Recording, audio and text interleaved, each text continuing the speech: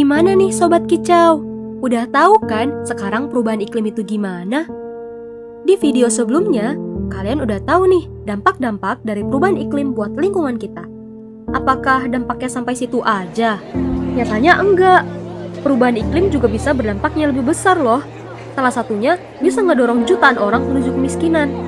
Ini terjadi karena perubahan iklim bisa membuat petani rugi gara-gara kekeringan, mengakibatkan hasil panen gak maksimal. Inilah yang membuat harga pangan meninggi sampai-sampai pemerintah mengimpor bahan pangan. Akses air bersih juga tambah sulit. Parahnya, bisa ngebuat masyarakat rentan sakit dan harus ngeluarin biaya untuk pengobatan. Selain itu, pemerintah juga perlu biaya yang tinggi untuk adaptasi dan pembangunan terhadap permukaan laut yang semakin meninggi. Gimana tuh? Ngeri banget kan? Akhirnya, negara-negara berkembang yang paling ngerasain dampak dari perubahan iklim ini. Mereka juga yang paling tidak mampu untuk mengatasinya. Sebagian besar negara berkembang sangat bergantung pada sektor pertanian, kehutanan, dan pariwisata yang sangat bergantung terhadap iklim.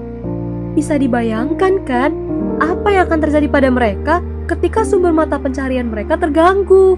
Sebuah studi menunjukkan korelasi antara mortalitas terkait suhu, risiko banjir, dan perilaku ekonomi rumah tangga kelas menengah dari kota-kota di 15 negara. Masyarakat kelas menengah ini lebih banyak menghabiskan anggaran untuk rumah tangga daripada rekreasi.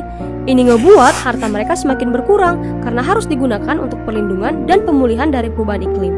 Selain itu, perubahan iklim yang buat suhu bumi makin naik membuat masyarakat kelas menengah banyak menggunakan AC. Tanpa mereka sadari, hal ini malah semakin memperparah keadaan. Kita tahu kan, sekarang banyak banget yang udah pakai AC. Jangan-jangan kalian sekarang yang lagi nonton video ini juga lagi pakai AC.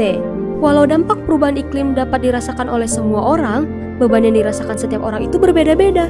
Masyarakat yang berpenghasilan rendah terkena konsekuensi paling besar karena dampak dari perubahan iklim tidak sebanding dengan kemampuan finansialnya. Akses pangan yang kian sulit dapat meningkatkan angka kelaparan dan kemiskinan. Masyarakat kelas atas bisa saja disalahkan atas terjadinya perubahan iklim ini. Kalian tahu nggak sih, 10% orang terkaya di dunia berkontribusi 20 kali lebih banyak dalam konsumsi energi daripada 10% masyarakat termiskin.